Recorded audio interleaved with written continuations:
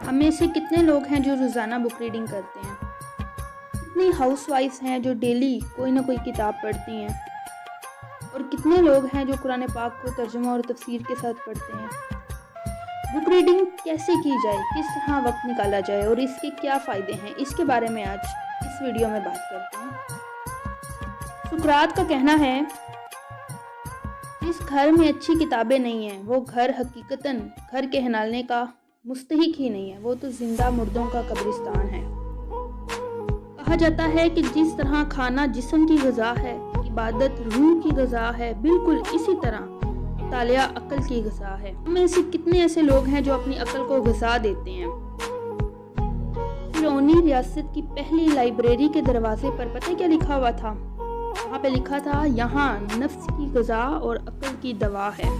ابن عباد نامی ایرانی وزیر کو آپ جانتے ہیں؟ کیا آپ نے کبھی ان کا نام سنا ہے؟ اس کی ذاتی لائبریری میں 1,70,000 کتابیں موجود تھیں۔ اس کے مطالعے کا اتنا شوق تھا وہ سفر کے دوران بھی اپنی لائبریری ساتھ رکھتا تھا۔ آپ کو حیرانی ہوگی کہ کس طرح وہ ایسے کرتا تھا کہ 1,70,000 کتابیں اس کے ساتھ چلتی تھیں۔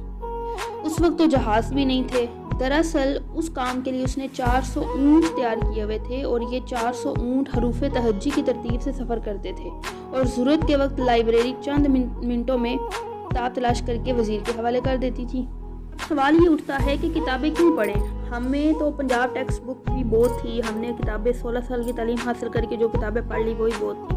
اب ہم نے بچے سنبھالنے ہیں، اب ہم نے جاب کرنی ہے، ٹائم ہی نہیں ہے، ہمیں کیا فائدہ ہوگا؟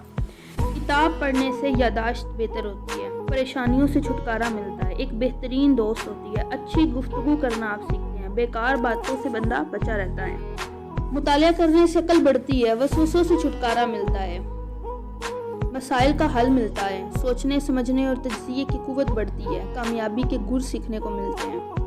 اب سوال یہ اٹھتا ہے کہ کون سی کتابیں پڑھیں؟ اس کا جواب یہ ہے کہ مثبت کتابیں پڑھیں، وہ کتابیں پڑھیں جو آپ کو خوشی دیں، آپ کے ذہن کو وسعت دیں۔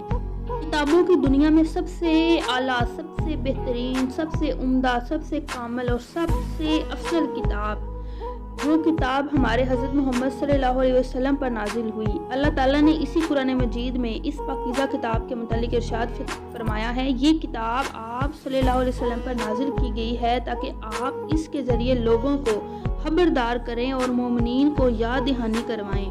آپ کا سینہ اس کے لیے بالکل کھلا ہونا چاہیے۔ تو آج ہی سے پکا ارادہ کر لیں کہ سب سے پہلے اس عظیم کتاب قرآن پاک کو دل سے پڑھیں گے، سمجھیں گے اور اس کو وقت دیں گے۔ اس کے علاوہ سیرت نبی صلی اللہ علیہ وسلم کی، صحابہ کرام کی زندگی پر مبنی کتابیں پڑھیں۔ اس کے علاوہ وہ کتابیں پڑھیں جو آپ کو نئے خیالات دیں، آپ کو نئی روشنیاں دیں۔